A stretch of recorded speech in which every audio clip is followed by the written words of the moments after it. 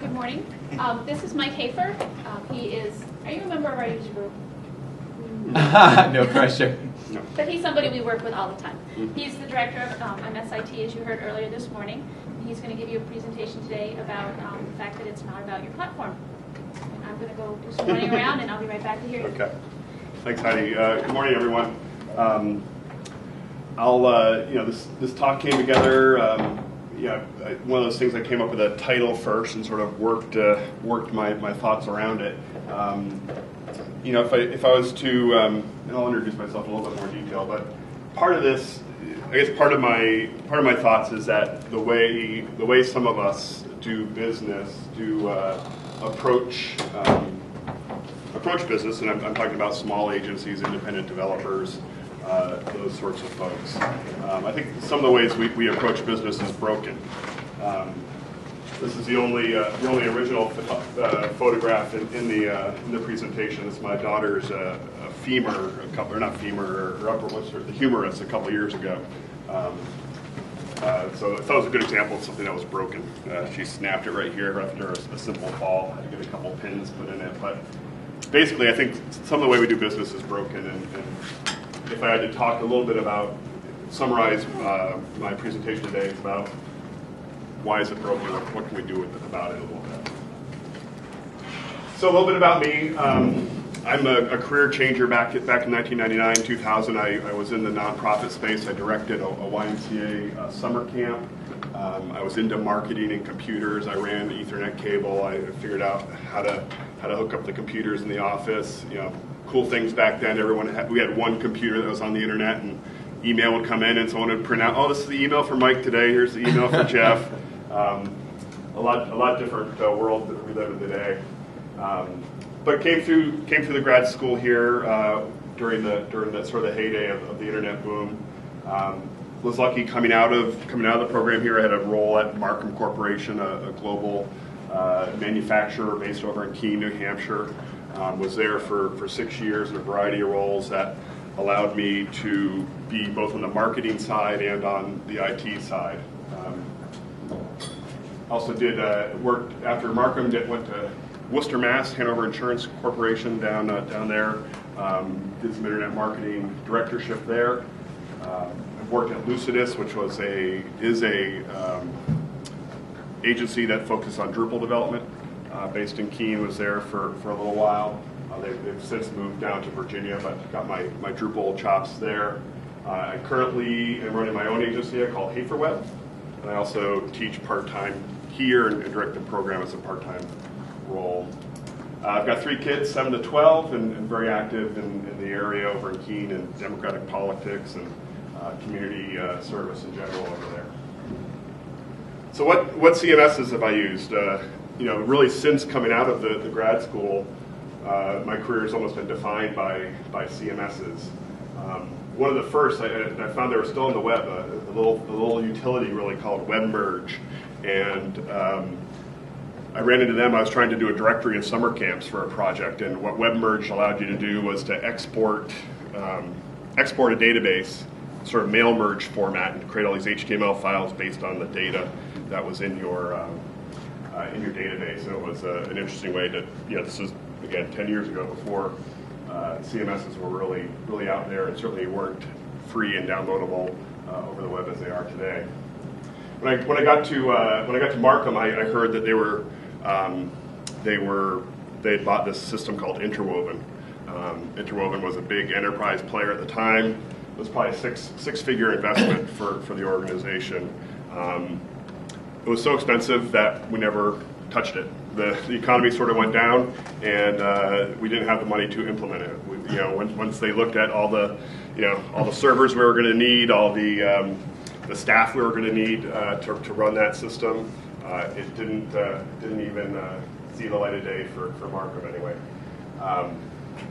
We had someone hired. We had a student coming out of Keene State that was hired who unfortunately never started because of that sort of downturn in the economy and the realization that CMS at that level was going to be too expensive for a company of that size. that led us to build our own CMS at Markham. We built sort of unique. We had a DBA who was great with Microsoft products, and we had sort of middleware people that were great at open source stuff. So we ran a global websites using Microsoft SQL built on top of Linux and Tomcat, which is sort of almost a pioneering thing at the time. We were inventing some of our own connectors to get those two things to talk, but it served, it was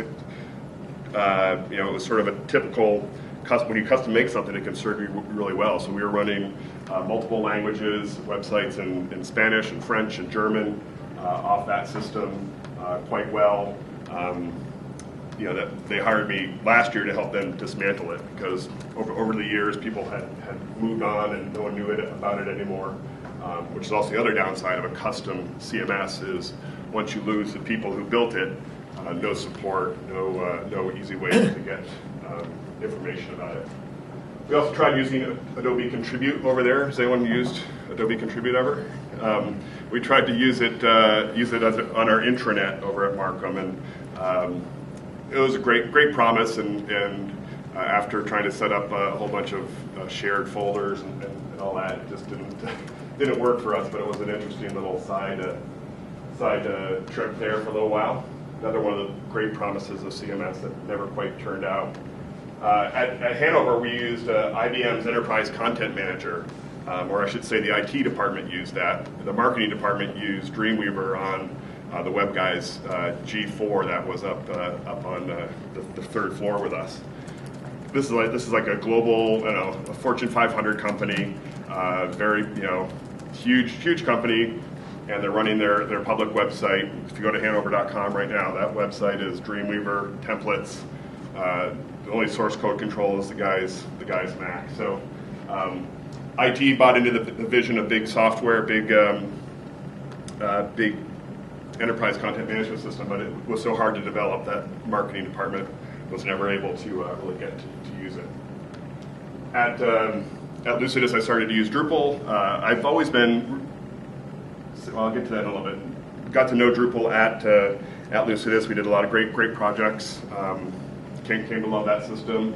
I know Joomla a little bit, and I know Joomies more than I know Joomla. I've played a little bit with Joomla myself, but more through the grad center. Coming into contact with people like Jen is what I know of. All I know about Joomla I learned from Jen's tweets.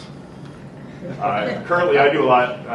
My business is almost currently all focused on doing WordPress websites. I found it to be a really efficient platform for me. Converting some old Drupal clients onto WordPress for some of the reasons I'll cover here in the slideshow. So, as I mentioned before, I go on a confession is I'm not a techie. I don't consider myself a web developer.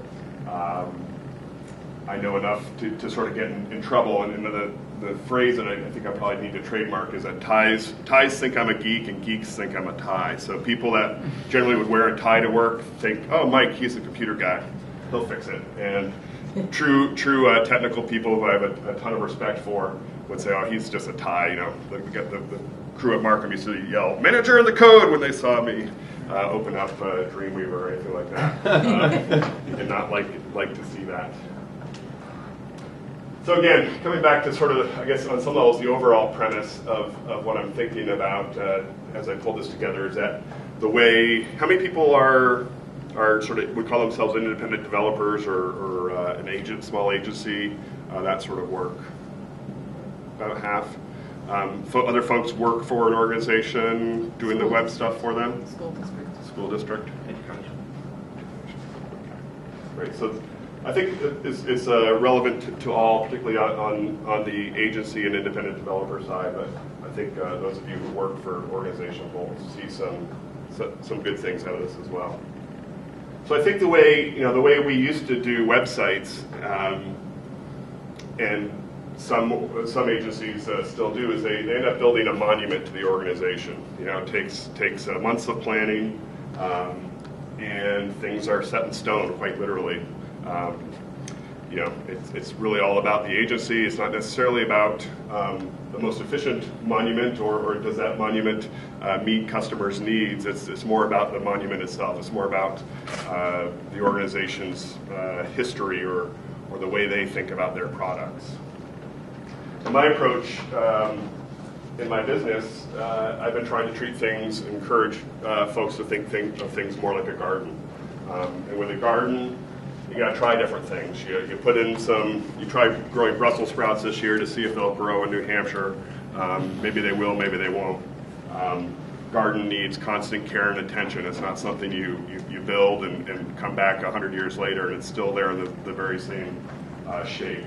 And so I think as an industry, as people who are interested in internet stuff, one of our roles is to help people think of things as a garden versus a monument. That they need to be investing all the time in their internet presence, trying new things out, and seeing what will grow and what won't. So that's been my focus with the agency, with my business, with my clients, is trying to encourage them to think about that as a way of approaching their internet presence. And just not as advertisement, but just as background. The folks I tend to work with are smaller businesses, a lot of Main Street type businesses, a few larger organizations such as the Brattleboro Retreat on more of a consulting basis. But a lot of my perspective here is more on the smaller websites for real America, not necessarily the Hanover Insurances of the world or Bank of America type thing. It's more what I think most of us in the open software world would be using. So here's some websites, and was just curious if you could tell if they're Joomla or not.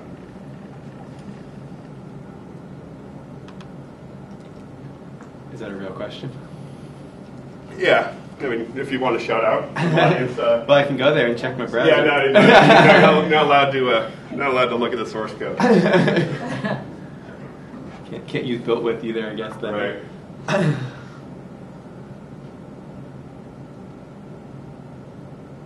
Are we supposed to guess? What do you think? Well, the first two are Joomla, right? This one? I think so. That one looks like That one is. But I know that's cheating. That looks like Wordpress. Yeah. That looks like That looks like Joomla, yeah. that looks like Joomla. Why does it look like Joomla? I don't know. I It just just looks like Joomla. It's just a feeling. It's a gut. I can't tell with this one. I This feel is like my developers can make unsure one. websites look anyway. I don't think it's that you can really tell. Mm-hmm. A good Well- so yeah. Sometimes I think WordPress looks very columns, but I mean I don't know if that is true. I think a good developer can make it look like anything. Oh, yeah, Right. totally. That's true, but there are some out-of-the-box kind of templates. So and wait, tell us, features. were people right? I think this Yeah. is a trick. So this is Maybe none of them. Brattleboro Retreat's on. This is a Drupal site. For Brattleboro Retreat, been up and running for about a year or so now. They're really enjoying it. Cheshire Med uses WordPress. I mean, sorry, this is Joomla. That's Joomla. They have a little bit of Drupal in there as well behind the scenes for their physicians directory, but this is a fairly old website at this point. They're working on. They're actually using Red They're Dot. I thought they Yeah, were moving to bad call. WordPress. It's a hospital-wide thing, I think. Hospital. Current Hatton, this is a Joomla website. I think 4Web folks were involved with this at one point, and I think Christine from our Rat's creative. marketing class was involved with that as well. BMH, this is a WordPress website. Matt Nelson of First Track Designs did this one. And Linden School this is a Joomla website that I found on the 4Web portfolio. So does it, almost to your point, does it matter? Does it matter of what any of these websites were built on? And I go back to the old yarn about, no one wants a drill, they want a hole, right? It doesn't matter. Most of our clients don't want a CMS. They want the output of it. No one wants this. They want their website. So, and I think, in some ways, I think sometimes giving clients a CMS in many ways can be a dangerous thing. Not in the, I was thinking about giving like it's like giving a 13-year-old a fifth of vodka and a handgun. It's not not quite that dangerous, but and it's not only the ways we normally think of giving our clients something they can't handle, such as ruining our elegant information architecture or turning our H1s into a multicolored rainbow. But I think CMSs often make clients feel stupid. I think that leads to disappointment in the CMS, that you said it was going to do this, it's way too hard to do that. I'm disappointed. And I think it often leads to the next teardown of their website. They give up. They say, I hear Drupal's easier to use, or I hear Joomla's easier to use. Just get this thing out of here. Of the folks that do sort of independent web work, how much work do you do sort of tearing down the past developer? You get in there, you get a frustrated client. Yeah, it's crazy. Our schools were just kind of all static sites in Dreamweaver. I worked in the school district professional development center. Our website itself is Joomla, but the school district went with this solution. They went actually with .NET Nuke, and they moved all of their stuff to City IT. But the way that the City IT department set it up for us, it was just way too difficult to manage. And actually, we just recently adopted Google Apps for Education, and what I'm currently working on now is like tearing down the .NET Nuke sites and bringing them into Google sites. But I wrote down, and I think the biggest take back for me today is going to be what you said, is like websites are often a monument to the agency, and those .NET Nuke sites were like school board policies and just file dumps of like just like PDFs of all of these math curricula, right, and like just this junk. It's like, who cares? It's like, what is it that parents want to see when they go to a website? They want something simple, and it's got to be easy to use for the stakeholders. They want to find out who their kids' teachers are. They want to find out what's for lunch that week, and they need to know when the bus is going to stop at their house. What is really the essential stuff that they need to know? And at one point, I was kind of like trying to promote Joomla and having them go to CMS, but now that they adopted the Google Apps, it's like, okay, I give up. Even though I love Joomla, I'm working with them with the Google sites, and it really is very simple to put out the information for what people want. Right. And certainly, I think that that's a step perhaps towards a garden approach of and the really tools is. are lightweight, easy to use. Yeah, it certainly could. It's lightweight. But it could be out of control. The downside is it could be a wild forest before too long without any sense of an order. But I bring that up in terms of that teardown, because at least a number of my projects have been clients who are disgruntled with their past developer. Thankfully, I've only been in it for 2 years independently, so that hasn't been me yet. But I always feel a little bit bad about this relationship that started out pretty high. Probably they thought they found the right person. They loved the system they were using, and then slowly it just became this point where they want to give it all up and try again. And so part of my approach. Can I just add? I mean, one of the reasons for that is CMSs have just become mature technologies in the last 3 to 4 years. I mean, we had our own custom CMS simply for the reason that Joomla, Drupal, WordPress were all crap 5 years ago. I mean, there's no two ways about it. And so when we sold the solution, we sold our own solution. And then I've gotten to the point that not many of them out of the box. WordPress, I think, is probably the strongest out of the 3 of them. Out of the box is user-friendly.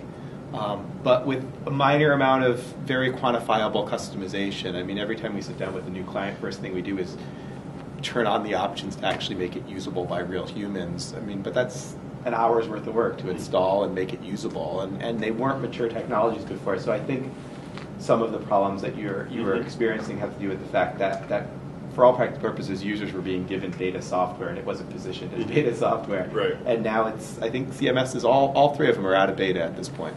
Yeah, they're much easier to use, and we know much more about how people use it. Well, I have a friend that just had the exact same experience, though. She had a Joomla site built for her, and she called it, and I didn't build it, but I get phone calls all the time. Can you come and put a picture in for me? Can you come in? Because she can't even do the things that she was promised that she was going to be able to do with it. And I feel terrible because she paid a fortune for that site. And Yeah. Well, it's she not, feels stupid, and that's Yeah. not, that doesn't seem right. fair to me. Does not lead to a long-term relationship if your client feels Right. stupid. But what then is the solution when I'm an educator, I Yeah. teach at the high school level. Yeah. And my interest here may be a little different from others. Yes. I'm interested in Joomla, I'm interested in Dreamweaver. You know, what do you teach kids? What things are going to be important? Right. It gets very confusing, and then myself as a past graphic designer of many, many years who did not make the leap into web Right. design, I'm looking at that. I always feel completely overwhelmed. Yeah. Where do I put my energies? Right. Well, So- I've got to come around that. At least a couple of my ideas about that we'll come around to during the presentation. Okay, but if the WYSIWYG editors that come with the CMS like Joomla don't work, and they don't work for clients, I know that. I mean, for a while I was doing Okemo Mountain School. Their site was a Joomla site developed by someone who went to school here, and it's a pretty nice site. It answers a lot of the problems, but they couldn't do anything, and so I was doing it. There are other people that I know who have Joomla sites, small businesses. They can't manage the editors at all, just like you said. Right. So what is the solution then for that? So, Because- so the solution I'm experimenting with, I don't know if it's the solution, but the solution that I'm experimenting with is doing that work for them. That small businesses, if an organization doesn't have a full-time web person, it's probably not realistic that they're going to know how to resize a 4,000 an 8 megapixel photo, size it down to 72 DPI, crop it, use the image editors, and so And even if they use those tools, are they qualified to crop a picture? There's a lot of difference between There is a the lot. huge difference Yeah. between the skills to crop a picture and should Right. you ever be cropping a picture in your life. I'll give you a little leeway here, and we'll come back to a couple of those themes. So if the CMS doesn't matter, if you buy my argument that no one wants a drill, they want the whole, that giving clients a CMS can be dangerous. What are the things that do matter? What are the things that I see sort of as mattering right now? And this little tiny screen grab of the Google Analytics, what you can get from a Google Analytics report. I think the two things that really matter to clients or should matter to us and our clients are content and the conversions. Doesn't matter, I don't think any of us could prove that a WordPress website converts clients to customers better than a Joomla website does. But knowing the technology, knowing about this behavior of your business, I think is what we should be focused on as providers, as people are in this world. So, content. What content are your visitors viewing? How do you write good content? That's what's more and more important. I think one of the other trends I'll come to is the ease of doing this, right? So 10 years ago, we had to use things like web merge, where we're trying to pull data out of a FileMaker database and merge it with a flat file to create websites. Now, the argument around do organizations need websites with Google Places, with Facebook? There's this consumerification, I think, of the technology in many ways as well. That the technology is getting easier, but other things are, content and conversions are not. So I think knowing about content, about what content your people are interested is important. And then, I think the truly important thing is do your websites work for your clients? Do they work for you? Do they work for the people that are paying you to build the websites? And so this is just a couple days worth of conversion tracking on the summer camp website. We're trying to track how many people downloaded the registration form or clicked the button to do the online registration. With this sort of data, doesn't matter what your CMS is. This is what your clients are paying you to develop for them, to make sure their customers can get the job done. Can I mention something about Yeah. this? Where I always go with this is I want to do A/B testing.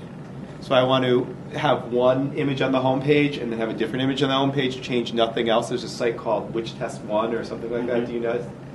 And basically they do a lot of things like that. Like there's a sneaker company that said if we have a white background versus a black background, which one gives us more conversions?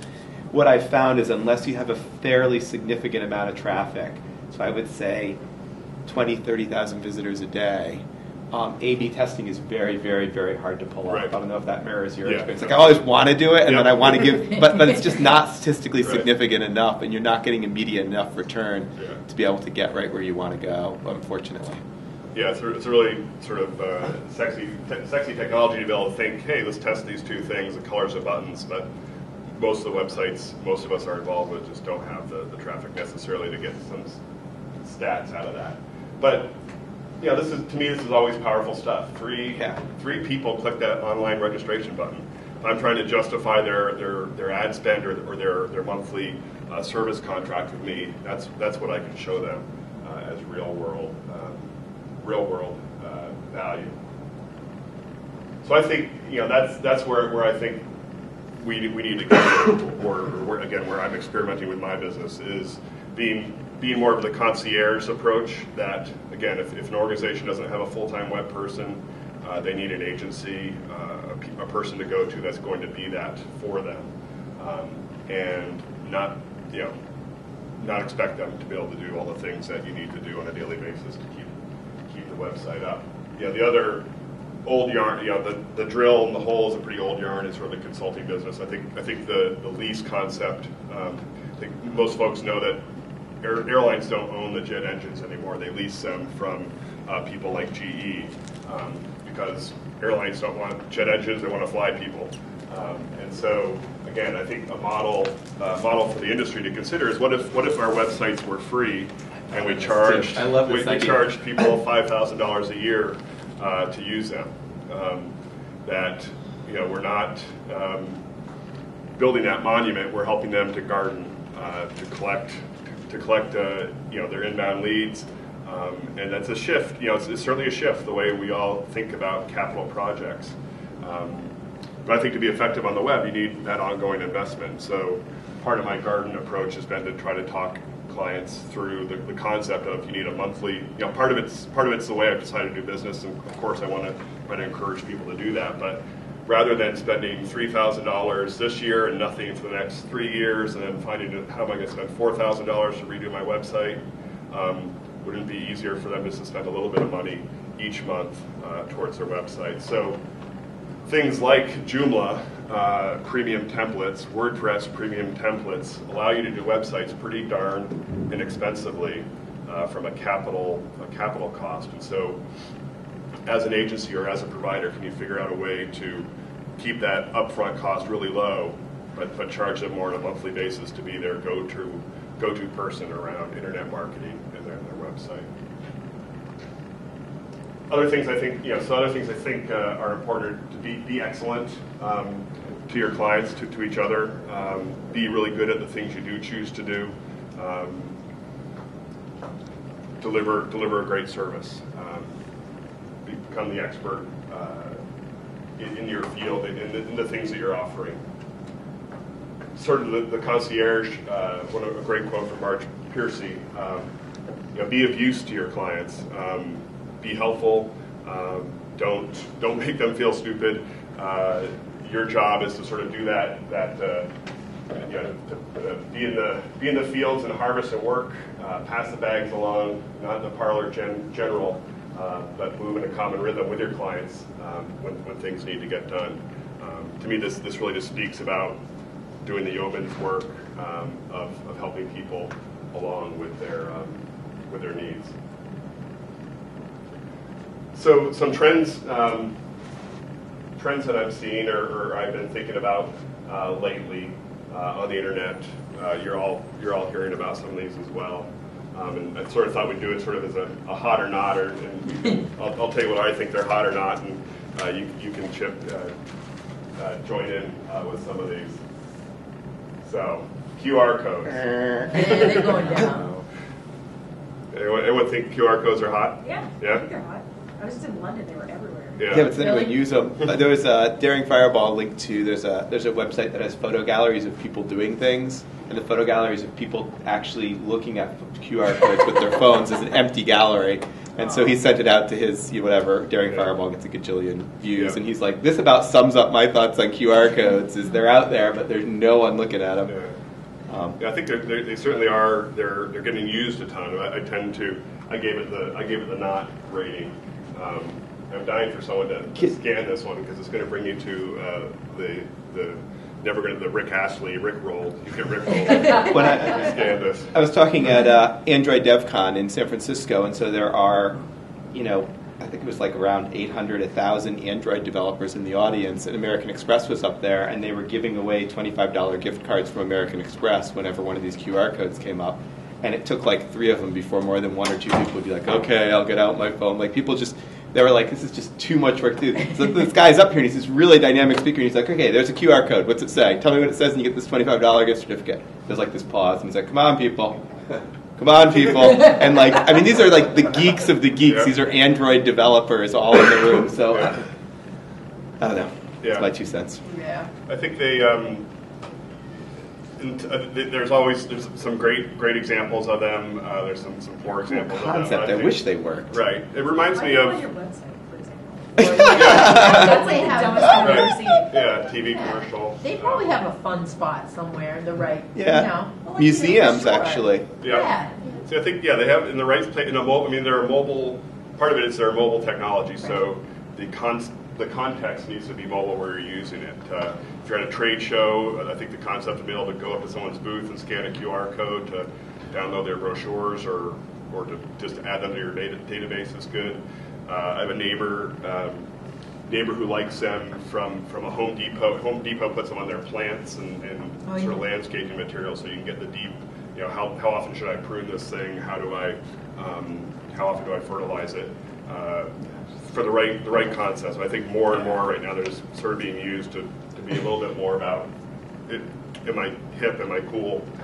Versus really thinking about an applicable use of technology. Yeah, I think they should be sent to a landing page. I think people who use them, they just send them to the homepage of the site unless there's Right. a really big call to action on that homepage. It's like, okay, Right. I'm on your site.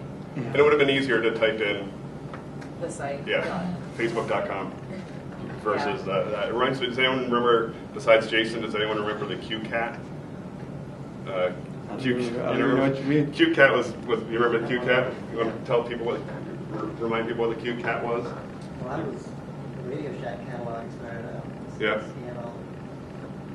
Yeah, QCat was this little, it was a USB device. It was a little scanner, essentially, that Wired was pushing 10 years ago, and some advertisers, essentially. It was a USB device you could plug into your computer, and it had a little scanner on it. And the concept was you would bother to plug this thing into your computer and open up your magazine. And, to go to the website. It's just sort of the next, in my mind, the next generation of that. So I gave it the ice cold. Certainly big this week for how many people manage Facebook pages for their organization for a brand page. So this week timeline is out for brands. What do people think about timeline for that? Thumbs up. Yeah, me too. I read some interesting things about how to use it. Yeah. Yeah, on Social Media Examiner about using the highlights portion of it. And I think it could be cool. Yeah, you can customize those little buttons. Yeah. You can customize You can do a lot. share. Yeah. And you can customize what it says. Yeah. Got a lot of information above the fold because you can really customize that. Yeah. Yeah, I gave it a hot. I think it's a lot different. So one of the things I did in this past week was I think Facebook brand pages used to be like really easy just to throw up there and start putting up comments. I think what the interesting thing with timeline is it again puts the focus back a little bit on content of telling your organization's story, your brand story. So I think it's going to be more work for us to use timeline.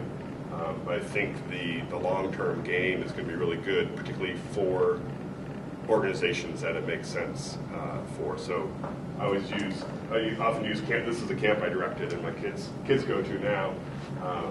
Yeah, they have almost 100 years of history, and we can, you know, the timeline they'll be able to show when they bought land or when they built this building, and it's going to be a great, rich storytelling situation for them. So in those cases, I like timeline. But I think it's going to be more work.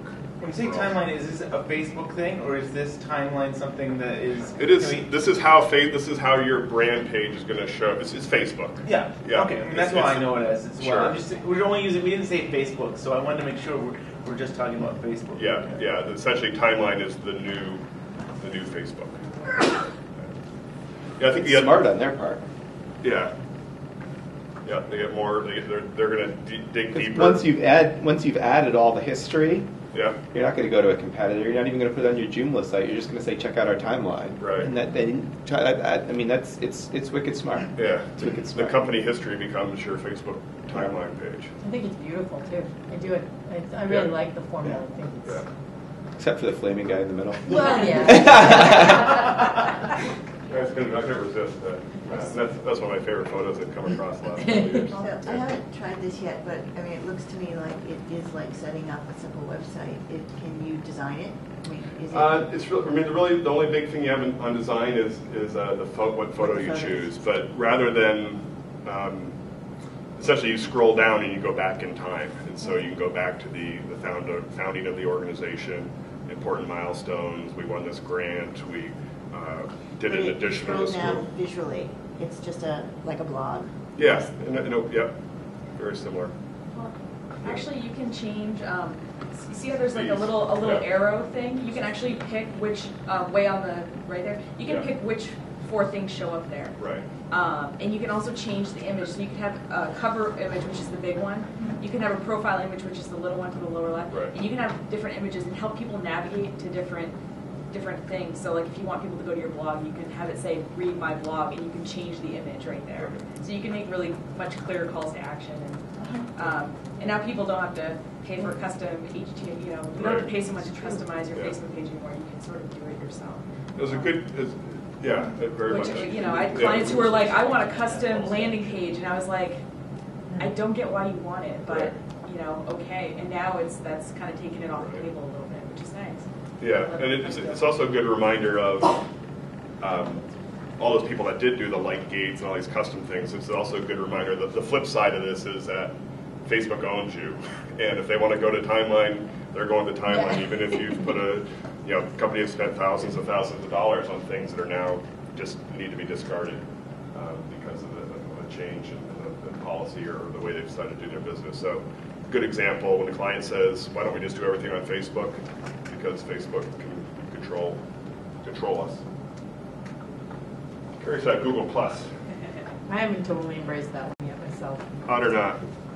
Not. You think it's not? I only think you should go on it one time and make your business page and then get off it. That's Can I Yeah, say something on that? Yeah, please. I think that what Google is doing with the way they've rolled everything out, the way they rolled out Google Wave, that it was all by invitation, so nobody was on it unless they were invited. The ones you wanted to be on it weren't there because they didn't, and they did the same thing with Google Plus. This is invitation only, and it's so retarded. I did it because whatever, I'll try it. And Yeah. it was like bells and whistles for a whole week, and then I said I'm going back to Facebook. Yeah. Same here. There was some article about like why Google Plus only wants you to log in Yeah. once. Did you read that? Yeah. And it was basically just that they've collected your demographic information, and now they don't And care now whether you they're ever done. want again. Because Yeah. now they can like do this. They have the same access to the information now that Facebook has. They know if you're where you live, and if you're Right. whatever single. And whatever. recently they also changed their privacy policy where now Yeah. their Gmail, their Google Plus, I think YouTube, YouTube, right? all Everything is all together now. So Yeah. So now they can use that information. So. I give it a little bit of hot. As of February, average users on Google Plus spent 3.3 minutes in January of this year, and 7.5 hours on Facebook. Yeah. So the average Right. user. Right. So So I give it a little hot just because of the potential SEO benefit Exactly. that your Exactly. organizations can get from being on there. So Your advice. yeah, I had bigger hopes for it, I guess, myself. I was hoping for a bit of a Facebook competitor out of it. Facebook really improved themselves because of it, though. Yeah, So that's exactly. something. Got some competitive pressure.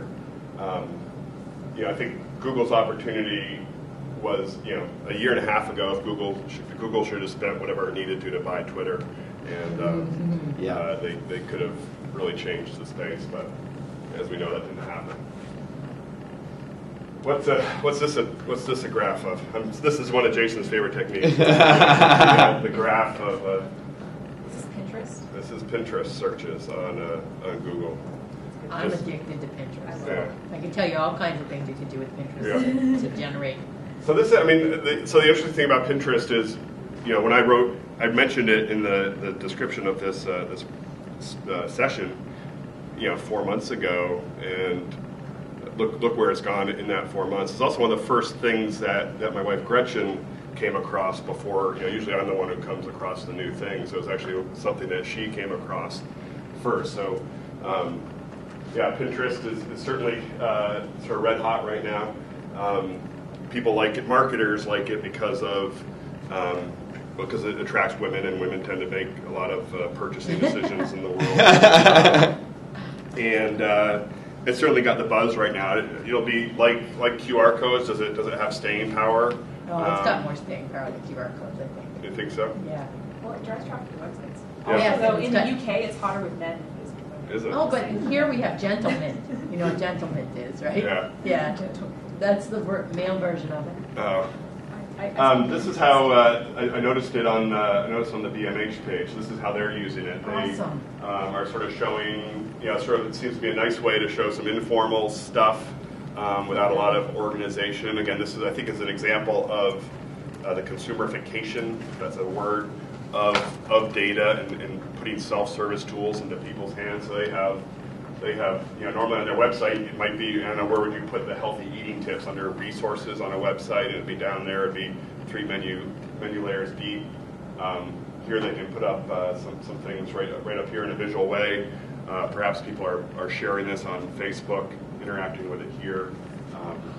I was surprised to see it here, but I think it's great. They're doing a good job of it. They have 0 likes. I'm not sure if they're doing a good job of it. Yeah. What? Well, let's see. 0 likes. 69 pins. I think it's probably. I mean, I think they're on the cutting edge for a small town. Yeah, it takes a while. Yeah. With it, would you be? What people who uses Pinterest? Does this look good to you guys? The other thing too is that there are people who you're like friends with or whatever, and then you have or followers. Okay, Yeah. 1 follower. So I have like one board. Like it looks like I have like 80 followers, but I have one board that like 250 people follow. Oh, you so do? they don't have to follow. That's just who's following all your boards. So there are some people who are just following specific parts. So I like how it's kind of made like an RSS feed a little bit more accessible to people. Yeah. So yeah, I mean, I have 200. I don't even know who these 250 people are. I just know that, and maybe they're not people. Maybe they're bots. I don't know. But I have 80 friends and I have 250 people following like this particular my social media stuff or whatever on there. So I have 35 boards. Yeah, but I have them like typography, social media, Right, but it's marketing not- stuff. yeah. They're not like, I mean, it sort of reminds me. Following's not the whole story. That was what I mean. Yeah. There's other. That's Yeah, just who's and- following everything. I mean, everything links to, when you post something, and if you want to pay attention to their policies about whether, around Copyright, privacy and yeah. copyright, Yeah. I've asked at a lot of different blogs if it's okay if I pin their stuff. If they don't have a pin it Yeah. on there, I think it's good practice to ask permission. Yeah.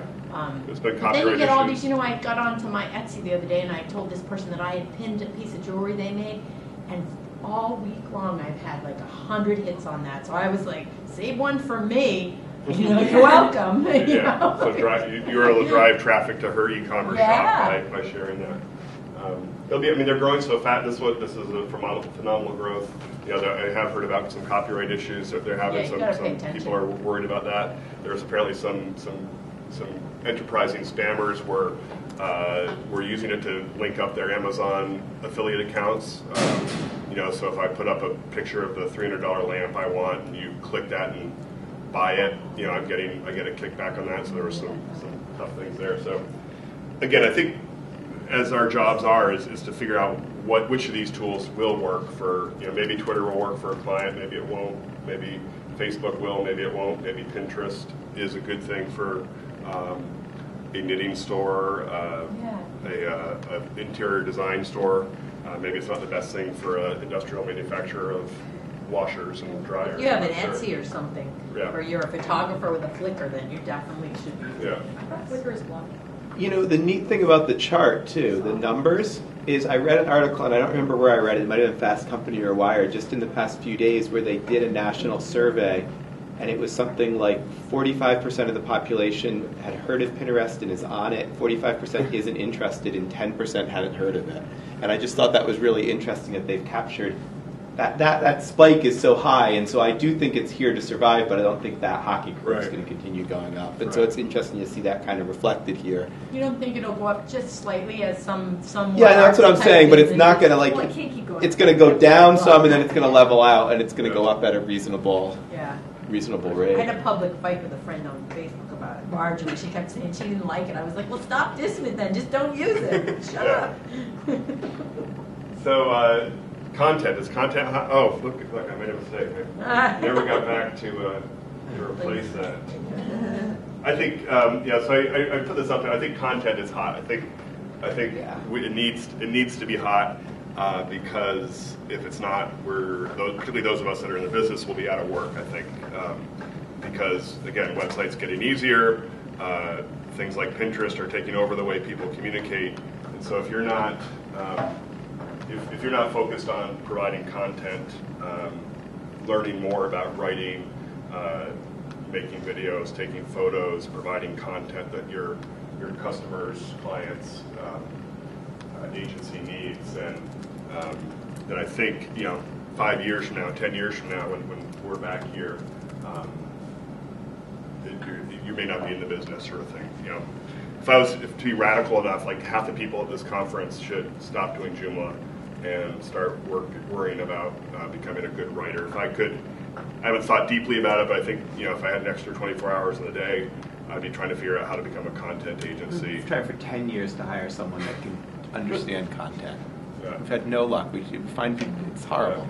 Well, it's hard because people don't want to pay for content. Right. I have that because I'm a content person. Like I've been dragged kicking and screaming into some development stuff. I mean, I just wanted to do content, but people don't want to pay for writing. They're like, oh, I can go on Fiverr.com and pay some dude $5 to write 800 words of native English content. Like, it's just not worth anything. Yeah. Yeah, and content is really big, and you can give a person a platform for their website. And when I think of our schools, we've got 23 schools in our school district, and when I look at what they have, and everybody, we kind of have like a common navigation system. But for example, there's a page for volunteers. It says if you're looking for volunteers opportunities, call our office at this number, blah blah blah. But then I said, you got to put out there what are some of the things that people can do to volunteer. There's short-term opportunities like dishing out ice cream at the ice cream social, and then there's long-term things like parents might want to come in and work in a classroom weekly, or just work in the office and help the secretary make copies. It's like, what is it that you want people to do? Is it call our office if you'd like to volunteer? And it really is about the content. We give them the platform, but no matter what, we just have such a difficult time getting the people at the local schools to really take the time to grow their garden. We give them the seeds and we give them the watering can, but then it's like, oh, everything just kind of wilts afterwards. It's like, what's up with that? And what happens when we stop being able to make money from providing the platform? How do we make those of us who rely on making the money by providing platforms? How do we do that? Isn't that the search? Isn't that the search now too for Google? Really, it's all about content. Yeah, from an SEO standpoint, content, and again, I think Jason's talked about the challenges.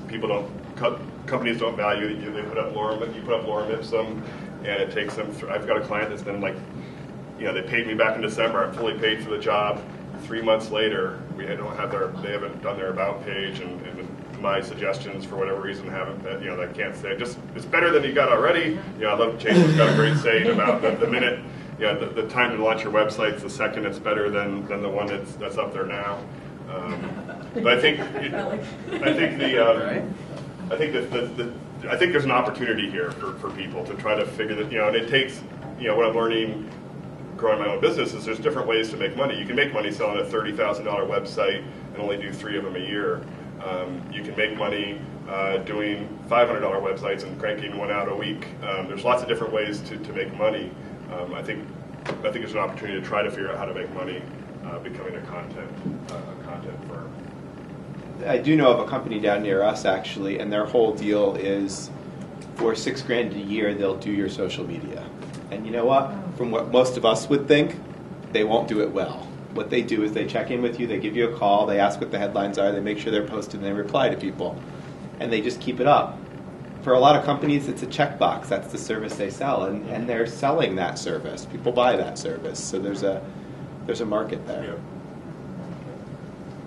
I think I used Woo Themes here, which is primarily, I think at this point exclusively a WordPress provider, because I didn't want to offend any. I think there's a Joomla premium template here. I wasn't sure if I would pick the right one, but I think premium themes.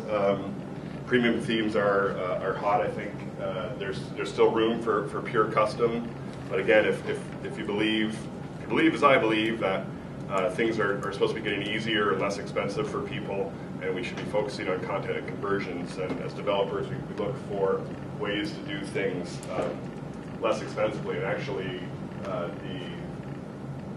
that Brattleboro Memorial Hospital site is just knowing the developer, knowing the theme. Probably a Woo theme. This is a Woo theme. This is Woo Themes Canvas scene. They can customize, configured a few things around getting this stuff up in the header. They did some nice custom work around essentially what we call CCK stuff here, and relating different content types to each other. But this is a website that was built started with a premium theme. So I think you need to be looking at that as a way to, as developers, looking at it as a way to jumpstart your process, deliver projects more profitably and quicker for your clients. Certainly, the theme here, and Jason would I think echo that. Mobile I think is a really hot space. This blew me away. I've been doing a lot of work for the Keene Family YMCA on their board and help them relaunch their new location. This is mobile visits to their website in Keene, New Hampshire. It blew me away that this is some 16%, I think 17% of visits thus far has been for mobile devices, primarily iPad, iPhone, Android, right up there tied with them. But if that doesn't, this ties back to content and everything else. If you're not thinking about how your website works for mobile, you're going to be in trouble in a few years, because if this is happening in Keene, I can't imagine. It totally makes sense too, but I wouldn't have expected it. So yeah. It does make sense though. Right. I mean, I want to know if they're closed. Right. Stupid holidays, and I want to know if the pool's open because kids keep peeing in it, Right. and I want to know. And I want to know what childcare is because. Unfortunately, that goes on the Facebook page, and it goes as "Pool's closed to a biohazard," and everything sort of reply, "Poop again."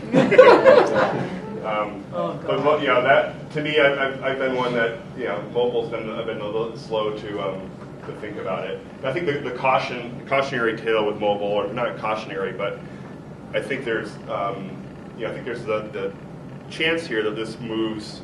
So if your interface is a little iPhone screen, how much graphic design can you do there? Those of us who make a living doing graphic design better be thinking about that. I think the mobile world really puts the focus back on content. It puts the focus on very basic content. And again, just from a big picture, that's going to change things for a lot of people that do web development work. I think there's also a chance there that a company like Google can serve 80% of the mobile needs for Main Street businesses anyway, and that we'll see companies that as that mobile reaches a tipping point, more than 50% of their visits are mobile. And Google has this service that they can just have their hours and location and a nice little, their logo. I'm not sure, it'll be interesting to see if there's work, where the work is for people like us. With that. So, sort of in summary, I guess, wrap it up in good time here. Don't sell Joomla, don't sell WordPress, don't sell Drupal. Sell yourselves. The expertise you bring to your clients, to your organizations. It's not about, to use Lance Armstrong, it's not about the bike. It's about the person riding the bike. So, and consider selling things as a service versus consider selling service, not things. So you're not selling a website, you're selling internet marketing for an organization. Learned about good, a little bit like the guy in The Graduate, plastics, content is I think where things are going. It's where I hope to bring the grad school here a little bit more focus on that in the years ahead. Analytics and conversion, important if you're really going to be solving your clients' needs. You need to be able to show them that your work is having a bottom line impact for them.